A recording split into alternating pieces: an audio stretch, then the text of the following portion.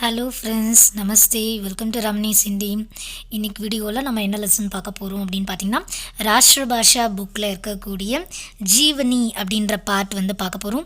இது உங்களுக்கு செகண்ட் பேப்பரில் வரும். ஓகேங்களா? இது பாக் 5. ஸோ 5th பார்ட்டில் உங்களுக்கு வரும். ஸோ செகண்ட் பேப்பரில் பார்த்தீங்கன்னா செகண்ட் ரோமனில் கேட்பாங்க. இதில் பார்த்தீங்கன்னா லீடர்ஸ் பார்த்தீங்கன்னா பயோகிராஃபி தான் கொடுத்துருப்பாங்க. ஸோ ஜீவனி அப்படின்றது பார்த்தீங்கன்னா பயோகிராஃபி அப்படின்னு அர்த்தம். ஓகேங்களா? ஸோ இதில் நமக்கு இந்த தடவை அதாவது February 2021 எக்ஸாம் எழுத போகிற ஸ்டூடெண்ட்ஸ்க்கு பார்த்திங்கன்னா ஃபர்ஸ்ட் 3 லெசன்ஸ் மட்டும்தான் கேட்க போகிறாங்க. ஃபர்ஸ்ட் 3 லெசன்ஸ்லேருந்து தான் கேட்க போகிறாங்க. அதனால் பார்த்திங்கன்னா நீங்கள் ஃபர்ஸ்ட் 4 லெசன்ஸ் கேட்க போகிறாங்க. அதனால் நீங்கள் அதுலேருந்து 1 and 2 மட்டும் படித்தா கூட போதும். அதாவது 1, 2 படிக்கலாம், அப்படி இல்லைன்னா 3, 4 படிச்சுக்கலாம். ஓகேங்களா? ஸோ இன்றைக்கி நான் ஃபர்ஸ்ட் லெசன் ஸோ பார்க்க போகிறோம். இது உங்களோட புக்கில் பேஜ் நம்பர் 239 இருக்கும். இது ஆக்சுவலாக பெருசாக தான் இருக்கும். ஸ்டார்ட் பண்ணுறதுக்கு முன்னாடி சொல்லிடுறேன். ஸோ இந்த எஸ்ஸே பார்த்திங்கன்னா பெருசாக தான் இருக்கும், 10 மார்க் எஸ்ஸே. பட் இல்லை, இவ்வளோ பெருசு என்னால் படிக்க முடியாது அப்படின்னு நீங்கள் ஃபீல் பண்ணிங்க அப்படின்னா நான் மார்க் பண்ணியிருப்பேன் பாருங்கள். ஸோ அந்த பாயிண்ட்ஸை மட்டும் எழுதினா கூட போதும். ஓகேங்களா? So 10 mark essay. ஸோ அந்த பாயிண்ட்ஸை மட்டும் கூட நீங்கள் எழுதிக்கலாம். அப்படி இல்லை அப்படின்னா நீங்கள் மொத்தமாகவே கூட படித்து எழுதலாம். பட் நான் இன்றைக்கி ஃபுல் இதை எஸ்ஸே தான் எக்ஸ்ப்ளனேஷன் கொடுக்க போகிறேன். ஸோ இதில் ஃபர்ஸ்ட் லெசனில் பார்த்திங்கன்னா பண்டிட் ஜவஹர்லால் நேரு. ஸோ அவருடைய பயோகிராஃபி தான் இதில் கொடுத்துருக்காங்க. ஸோ ஃபர்ஸ்ட் பேரா பாருங்கள். पंडित जवाहरलाल नेहरू हमारे देश के भूतपूर्व प्रधानमंत्री है. ஸோ ஜவஹர்லால் நேரு பார்த்திங்கன்னா நம்ம நாட்டுடைய எக்ஸ், அதாவது முன்னாள் அப்படின்னு சொல்லுவோம் இல்லைங்களா, அதுதான் முன்னாள், பாஸ்ட். பூத்பூர்வ அப்படின்னா past, Pradhan Mantri prime minister. ஓகேங்களா? ஸோ நம்முடைய எக்ஸ் பிரைம் மினிஸ்டர் பார்த்திங்கன்னா Pandit Jawaharlal Nehru. Swatantra Bharat K Pradhan Mantri B way he ஹே. அது மட்டும் கிடையாது, ஃப்ரீடம் இந்தியாவுடைய, ஸ்வதந்திர பாரத் கே ஃப்ரீடம் இந்தியாவுடைய பிரதம் அப்படின்னா first, Pradhan Mantri. So first prime மினிஸ்டரும் அவர் தான். Now Bharat K Nirman me. So now Bharat அப்படின்னா நியூ இந்தியா.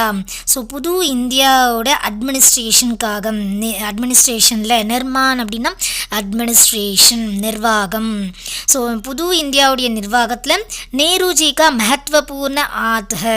ஸோ நேருஜியோடைய ஒரு முக்கியமான பங்கு இருக்குது. ஏன்னா ஆஃப்டர் ஃப்ரீடம் பார்த்திங்கன்னா நம்மளோட இந்தியா ஒரு புது இந்தியாவாக இருக்குது, புது அட்மினிஸ்ட்ரேஷன் வரப்போதும். அதில் பார்த்திங்கன்னா இவர் இம்பார்ட்டண்ட்டாக அதில் ஒர்க் பண்ணியிருக்காரு அப்படின்னு சொல்கிறாங்க. सेकेंड पैरा पारेंगे. नेहरू जी का जन्म 14 नवंबर 1889 को इलाहाबाद में हुआ था. सो 1889 इलाहाबाद नवंबर 14 அவர் பிறந்தாரு. पिता पंडित मोतीलाल नेहरू थे और माता स्वरूप रानी थी. ஸோ அப்பா பார்த்தீங்கன்னா மோத்திலால் நேரு, அப்பாவுடைய பேர், அவங்க அம்மாவோட பேர் ஸ்வரூப் ராணி. बालक नेहरू की प्रारंभिक शिक्षा घर में ही हुई. பாலக், ஓகேங்களா? ஸோ குழந்தை பருவம், அதாவது சின்ன வயசில் பார்த்திங்கன்னா நேருவுடைய பிராரம்பிக் சிக்ஷா, ப்ரைமரி எஜுகேஷன், ஆரம்ப கல்வி, அது பார்த்திங்கன்னா வீட்லேயே தான் நடந்தது. ஸோ வீட்லேயே தான் அவரோட ப்ரைமரி எஜுகேஷன் அவர் முடித்தார். विज्ञान के प्रति वे बड़े दिलचस्प थे. ஸோ விஞ்ஞான் அப்படின்னா சயின்ஸ். ஓகேங்களா? ஸோ சயின்ஸில் பார்த்திங்கன்னா அவருக்கு ரொம்பவே இன்ட்ரெஸ்டடாக இருந்தார். தில்சஸ்ப் அப்படின்னா ரொம்ப ஃபேவரட் சப்ஜெக்ட் அப்படின்னு சொல்லுவோம் இல்லைங்களா, ஃபேவரட் அப்படின்னு அர்த்தம். ஸோ ரொம்ப இன்ட்ரெஸ்டடோட ரொம்ப ஃபேவரட்டான ஒரு சப்ஜெக்டாக சயின்ஸ் அவருக்கு இருந்தது. पिताजी के मुंशी मुबारक अली के कारण उनमें देश की आज़ादी की भावना जागृत हुई. ஸோ அவங்க அப்பாவுடைய ஃப்ரெண்ட், அவரோட பேர் பார்த்திங்கன்னா முபாரக் அலி. ஸோ அவங்க அப்பாவுடைய ஃப்ரெண்ட் முபாரக் அலியோடைய காரணத்தினால இவருக்கு நம்ம நாட்டுடைய சுதந்திரத்துக்கான அந்த தாட்ஸ் உருவாச்சு. ஸோ அவர்கிட்ட பேசி இவருக்கும் என்ன ஆச்சு அப்படின்னா நம்ம இந்தியாவுக்கு ஃப்ரீடம் வாங்கணும், ஃப்ரீடம் கிடைக்கணும் அப்படின்ற அந்த தாட் உருவாக ஆரம்பிச்சது. उनकी उच्च शिक्षा इंग्लैंड में हुई. அவருடைய ஹையர் எஜுகேஷன், உச்ச சிக்ஷா ஹையர் எஜுகேஷன் இங்கிலாண்டில் படித்தார். ஓகேங்களா. ஸோ நெக்ஸ்ட் தேர்ட் பேரா பாருங்கள். सन 1912 में नेहरू जी भारत लौटे. ஸோ 1912 வந்து நேரு இந்தியாவுக்கு ரிட்டர்ன் ஆனார். அவர் வக்காலத் கர்னே லகே. ஸோ இங்கே வந்து பார்த்திங்கன்னா லா ப்ராக்டிஸ் பண்ணார். வக்காலத் அப்படின்னா லா ப்ராக்டிஸ். ஸோ லா ப்ராக்டிஸ் பண்ணார். உசி வருஷ் அதே வருஷத்தில் வே காங்கிரஸ் கே சாத் ஜுட் கயே. அவர் காங்கிரஸ் கட்சியில் சேர்ந்தார். ஜுட் அப்படின்னா ஜாயின் பண்ணுறது அப்படின்னு அர்த்தம். सन 1919 में दक्षिण अफ्रीका से गांधी जी भारत आए तो. ஸோ 1919 வந்து பார்த்திங்கன்னா சவுத் ஆஃப்ரிக்காவிலேருந்து காந்திஜி வந்து இந்தியாவுக்கு ரிட்டர்ன் ஆனார். நேருஜினே காந்தி சே முலாகாத் கி. அப்போது நேரு என்ன பண்ணார்னா காந்தியை போய் மீட் பண்ணார். முலாகாத் அப்படின்னா மீட் பண்ணுறது அப்படின்னு அர்த்தம். ஸோ அவர் வந்து சவுத் ஆஃப்ரிக்காவிலேருந்து ரிட்டர்ன் வந்த உடனே நேரு காந்தியை போய் மீட் பண்ணார். அவர் உன்கே அனுயாயி அவர் சஹயோகி பன்கையே. ஸோ அவருடைய ஃபாலோவராகவும் அவருடைய ஒரு நல்ல சேவகராகவும் வந்து இவர் மாறிட்டார். ஸோ காந்தியை மீட் பண்ணதுக்கப்புறமா காந்தியோடைய ஃபாலோவராக வந்து நேரு மாறிட்டார். ஓகேங்களா. ஸோ நெக்ஸ்ட் பாரா. प्रथम विश्व युद्ध के समय ब्रिटिश सरकार ने रौलट एक्ट पास किया. प्रथम विश्व युद्ध फर्स्ट वर्ल्ड वार முதல் உலகப் போர். ஸோ ஃபர்ஸ்ட் வேர்ல்டு வார் நடந்த டைமில் பிரிட்டிஷ் சர்க்கார்னே பிரிட்டிஷ் கவர்மெண்ட் என்ன பண்ணாங்கன்னா ரவுலட் ஆக்ட் அப்படின்ற ஒரு சட்டத்தை வந்து கொண்டு வந்தாங்க. ரவுலட் ஆக்ட் அப்படின்ற ஒரு சட்டத்தை கொண்டு வந்தாங்க. பாரத் கி ராஷ்ட்ரிய பாவனா கா தமன் இஸ்கா உத்தேஷ்யதா. அதாவது இந்தியாவுடைய தேசிய கொள்கை ராஷ்ட்ரிய பாவனா அப்படின்றது தேசிய கொள்கை வந்து இருக்கக்கூடாது, யாருக்குமே அதை ஸ்டாப் பண்ணணும் அப்படின்றது தான் இந்த சட்டத்துடைய ஒரு குறிக்கோளாக வந்து இருந்திருக்கு. ஸோ இந்தியன்ஸ் யாருக்கும் வந்து அந்த பேட்ரியாட்டிக் ஃபீலிங் இருக்கக்கூடாது, நம்ம நாடு அப்படின்ற அந்த தாட் வரக்கூடாது, அதை ஸ்டாப் பண்ணுறதுக்கேற்ற மாதிரி தான் இந்த ரவுலட் ஆக்ட் அப்படின்ற சட்டத்தை வந்து அவங்க கொண்டு வந்தாங்க. காந்திஜிக்கு நேத்ருத்வமே காந்திஜியோடைய தலைமையில் இஸ்கா படா விரோதுவா இந்த சட்டத்துக்கு எதிராக அவங்க வந்து ஆர்ப்பாட்டம் பண்ணாங்க. விரோத் அப்படின்னா அகெயின்ஸ்ட். நேருஜி நே இஸ்மே சக்ரிய பாக் லியா. ஸோ நேருவும் வந்து பார்த்திங்கன்னா அந்த போராட்டத்தில் வந்து இன்வால்வ் ஆனார், கலந்துக்கிட்டார். असहयोग आंदोलन के समय. ஸோ நெக்ஸ்ட் பார்த்திங்கன்னா असहयोग आंदोलन நான் கோஆப்ரேஷன் மூமெண்ட் ஒத்துழையாமை இயக்கம். ஸோ அந்த டைம்லேயும் வந்து பார்த்திங்கன்னா உன்னோனே வக்காலத் சோட்கர் இவர் வந்து லா ப்ராக்டிஸ் பண்ணுறதை விட்டுட்டு அப்போனா பூரா சமயம் தன்னுடைய மொத்த டைமையும் ஸ்வதந்திர சங்கிராம்கோ சமர்ப்பித் கருதியா. அதாவது சுதந்திர போராட்டத்துக்காகவே வந்து அர்ப்பணிச்சார். ஓகேங்களா. ஸோ வக்கீல் தொழிலையே விட்டுட்டு வந்து பார்த்திங்கன்னா அவர் வந்து சுதந்திர போராட்டத்துக்காக வந்து பார்த்திங்கன்னா இன்வால்வ் ஆனார். பிரின்ஸ் ஆஃப் வேல்ஸ் ஜப் பாரத் ஆயே. ஸோ பிரின்ஸ் ஆஃப் வேல்ஸ் அப்படின்றவர் எப்போ இந்தியாவுக்கு வந்தாரோ தப் உன்கே ஆக்மன் கா விரோத் கர்னே. அப்போ அவருடைய வருகைக்கு எதிர்ப்பு தெரிவித்தார் யார்? நேரு. ஸோ அவர் வந்து இந்தியாவுக்குள்ளே வரக்கூடாது அப்படின்னு சொல்லிட்டு ஆக்மன் அப்படின்னா வருகை, விரோத் அப்படின்னா அகெயின்ஸ்ட் எதிர்ப்பு. ஸோ அவருடைய வருகைக்கு எதிர்ப்பு தெரிவித்ததுனால அப்ராத் கேலியே அந்த இதுக்காக அந்த ஒரு விஷயத்துக்காக சர்க்கார்னே நேருஜிக்கோ கைது கியா. கவர்மெண்ட் வந்து பிரிட்டிஷ் கவர்மெண்ட் நேருவை அரெஸ்ட் பண்ணாங்க. அதாவது நேரு வந்து பிரின்ஸ் ஆஃப் வேல்ஸ் இந்தியாவுக்குள்ளே வரக்கூடாது அப்படின்னு சொல்லிட்டு எதிர்ப்பு தெரிவித்தார். ஸோ அதுக்கு பனிஷ்மெண்ட்டாக गवर्नमेंट வந்து என்ன பண்ணாங்கன்னா நேருவை அரெஸ்ட் பண்ணாங்க. ये महत्वपूर्ण बात है कि स्वतंत्र संग्राम के सिलसिले में पंडित जी 8 बार கைது किए गए. இது ஒரு முக்கியமான விஷயம் என்ன, சிறப்பான விஷயம் என்ன அப்படின்னு பார்த்தீங்கன்னா சுதந்திர போராட்டத்துக்காக பண்டிட் ஜி நேரு அவர்கள் என்ன பண்ணியிருக்காருன்னா 8 தடவை வந்து அரெஸ்ட் ஆகியிருக்காரு அப்படின்னு சொல்கிறாங்க.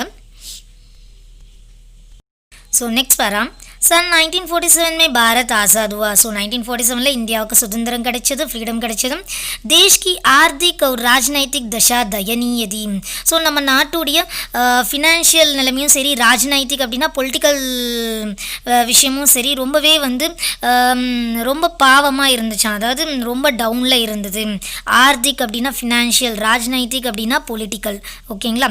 ஸோ எக்கனாமிக்கல் வைஸும் வந்து பொலிட்டிக்கல் வைஸும் நம்ம நாட்டுடைய நிலைமை வந்து சரியில்லாமல் இருந்தது. इस स्थिति में இந்த सिचुएशनல नव भारत को संगठित और मजबूत करने का भार पंडित जी को सौंपा गया. ஸோ இந்த மாதிரியான சிச்சுவேஷனில் புது இந்தியாவை வந்து நிர்வகிக்கிறதுக்கும் அதை வந்து ஆக்டிவாக கொண்டு வரதுக்கான அந்த பொறுப்பை வந்து பார்த்திங்கன்னா பண்டிட் ஜி கிட்ட ஒப்படைச்சாங்க. வே தேஷ் கே பிரதான் மந்திரி பனாயே கயே. அதனால தான் அவர் நாட்டுடைய முதல் பிரைம் மினிஸ்டராக வந்து அவரை ஆக்குனாங்க. வே தேஷ் கி உன்னதி கேலியே அவர் நாட்டுடைய நன்மைக்காக அதாவது வளர்ச்சிக்காக உன்னதி அப்படின்னா வளர்ச்சிக்காக உத்தியோக ஒரு கிருஷிக்கும் மகத்துவபூர்ண மாந்தேதே உத்தியோகம் அதாவது தொழில் செய்கிறதையும் பிஸ்னஸ் பண்ணுறதையும் வந்து பார்த்திங்கன்னா அவர் வந்து இம்பார்ட்டன்ஸாக வந்து அவர் நினச்சாரு.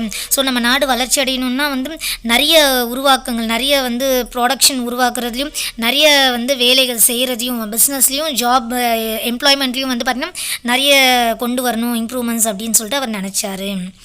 इसलिए इन दोनों क्षेत्रों के विकास के लिए இதனால் இந்த ரெண்டு டிபார்ட்மெண்ட்டோடைய வளர்ச்சிக்காக வைஞானிக் அனுசந்தான் கோ பட்டாவா தேதே. ஸோ சயின்டிஃபிக்கலான விஷயங்களை வந்து அதிகரித்தார். ஸோ சயின்டிஃபிக்கல் எக்யூப்மெண்ட்ஸ் வந்து அதிகமாக்குனா வந்து வேலைகள் அதிகம் நிறைய ப்ரொடக்ஷன்ஸ் உருவாக்கலாம் அப்படின்னு நினச்சாரு. அதனால் அதுக்கேற்ற மாதிரி எல்லாத்தையும் அவர் இன்க்ரீஸ் பண்ணார். உன்னோனே விஸ்வ மஞ்ச் பர் அவர் வந்து உலக மேடையில் விஸ்வ மஞ்ச் அப்படின்னா உலக மேடையில் சாந்தி ஸ்தாபித் கர்னே கேலியே அமைதியை நிலைநாட்டணும் அப்படின்றதுக்காக பஞ்சஷீல் சித்தாந்தோங்கி கோஷ்னாக்கி. பஞ்சஷீல் அப்படின்னா 5 பிரின்சிபல்ஸ் பஞ்சஷீல் அப்படின்னு சொல்லுவாங்க. அது காந்திஜி நேருஜி சொன்னதே வந்து பார்த்திங்கன்னா 5 பிரின்சிபல்ஸ் வந்து அனௌன்ஸ் பண்ணார். ஸோ அந்த பிரின்சிபல்ஸ்க்கு பஞ்சஷீல் அப்படின்னு சொல்லிட்டு சொல்லுவாங்க. ஸோ அது வந்து இந்தியாவுக்கு வந்து அவர் அனௌன்ஸ் பண்ணார். प्रधानमंत्री के पद पर रहते हुए सो प्राइम मिनिस्टर पोस्टिंगले அவர் இருந்துக்கிட்டே सन 1964 तक उन्होंने देश की जो सेवा की वह अविस्मरणीय रहेगी. ஸோ பிரைம் மினிஸ்டர் போஸ்டிங்லேயே 1964 வரைக்கும் வந்து அவர் இருந்தார். நம்ம நாட்டுக்கு செஞ்சார். அதை வந்து நம்மளால் யாராலையுமே வந்து மறக்கவே முடியாது. அவிஸ்மரணீய அப்படின்னா மறக்க முடியாது. ஸோ லாஸ்ட் பேரா பாருங்கள். பண்டிட் நேருஜி படே நிர்பீக் வியக்தி தே. ஸோ நேரு வந்து பார்த்திங்கன்னா ரொம்ப போல்டான ஒரு பர்சன். நிர்பீக் அப்படின்னா பயம் இல்லாத ரொம்ப போல்டான அப்படின்னு அர்த்தம். ஸ்பஷ்டவாதிதா உன்கி விசேஷ்தா தி. ஸோ அவரோட ஸ்பெஷாலிட்டி என்ன அப்படின்னு பார்த்தீங்கன்னா பெஸ்ட் ஆர்கியூவர், அதாவது இவர்கிட்ட ஆர்கியூ பண்ணி ஜெயிக்கவே முடியாது. ஸ்பஷ்டவாதிதா அப்படின்னா நல்ல ஆர்கியூ பண்ணக்கூடிய ஒரு பர்சன் இவர். அதுதான் இவரோட ஸ்பெஷாலிட்டி. வே ஹர் க்ஷேத்ரமே பிரகதிஷீல் விசார்தாரா கா சமர்தன் கர்த்தே தி. அவர் ஒவ்வொரு டிபார்ட்மெண்ட்லேயும் வந்து பார்த்திங்கன்னா வளர்ச்சிகளை கொண்டு வரதுக்கான ஒப்பீனியன் அந்த தாட்டோடைய தான் இந்த டிபார்ட்மெண்ட்டில் வந்து நம்ம வந்து இன்க்ரிமெண்ட் கொடுக்கணும், இந்த டிபார்ட்மெண்ட்டில் வந்து பார்த்திங்கன்னா வளர்ச்சியை கொண்டு வரணும் அப்படின்ற விஷயத்திலேயே தான் வந்து அவர் கான்சென்ட்ரேட் பண்ணிட்டு இருந்தார். விஸ்வ சாந்தி பர் படா ஜோர் தேதே. அது மட்டும் கிடையாது, உலக அமைதிக்காக ரொம்பவே வந்து அவர் ஃபோர்ஸ் பண்ணார். ரொம்பவே அதுக்காக முயற்சிகள் செஞ்சார். படே ஞானி புருஷ் தே, ரொம்பவும் நாலேஜபிள் பர்சன். வே பहुंचे हुए வித்வான் और சஃபல் லேखक भी थे. அவர் வந்து ஒரு நல்ல ஸ்காலர். வித்வான் அப்படின்னா ஸ்காலர், அதாவது நிறைய படித்தவர்களை ஸ்காலர் அப்படின்னு சொல்லுவோம் வித்வான் அப்படின்னா. அது மட்டும் கிடையாது, சஃபல் லேखक அப்படின்னா சக்ஸஸ்ஃபுல் ரைட்டர், ஒரு நல்ல ரைட்டரும் கூட. பாரத்வாசி நேருஜிக்கோ, நம்ம இந்தியன்ஸ் வந்து பார்த்திங்கன்னா நேருவை உன்கி விசார்தாரோக்கோ அவருடைய எண்ணங்களை, உன்கி சேவாவுக்கோ அவருடைய சேவைகளை ஹமேஷா கேலியே யாத் ரக்கேங்கே எப்பவும் ஞாபகத்தில் வச்சுருப்பாங்க அப்படின்னு சொல்கிறாங்க. ஓகேங்களா. ஸோ இதோட இந்த எஸ்ஸே முடியுது. ஸோ நான் திரும்பவும் சொல்கிறேன், உங்களுக்கு வந்து இவ்வளோ பெருசு படிக்க கஷ்டமாக இருக்குது நீங்கள் நினச்சிங்கன்னா நான் மார்க் பண்ணியிருப்பேன், அந்த பாயிண்ட்ஸ் மட்டும் எடுத்துக்கோங்க. அப்படி இல்லைனா நீங்கள் ஃபுல்லாக படிச்சுக்கோங்க. 10 மார்க்ஸ் இது. ஓகேங்களா. ஸோ இப்போ எடுத்ததில் உங்களுக்கு எதாவது டவுட்ஸ் இருக்குது அப்படின்னா வந்து நீங்கள் கமெண்ட் பாக்ஸில் போடுங்க, நான் அதை கிளியர் பண்ணுறேன். ஸோ நெக்ஸ்ட் வீடியோவில் வேறு ஒரு லெசனோட நான் உங்களை மீட் பண்ணுறேன். ஸோ இது வரைக்கும் நம்மளோட ரம்னீஸ் ஹிந்தி சேனலை சப்ஸ்கிரைப் பண்ணலைன்னா கண்டிப்பாக சப்ஸ்கிரைப் பண்ணிக்கோங்க. ஸோ உங்களுக்கு ராஷ்டிரிய பாஷா எக்ஸாம் எழுதுறதுக்கு என்னோடய வீடியோஸ் ரொம்பவே யூஸ்ஃபுல்லாக இருக்கும் அப்படின்னு நான் நினைக்கிறேன். Okay, thank you.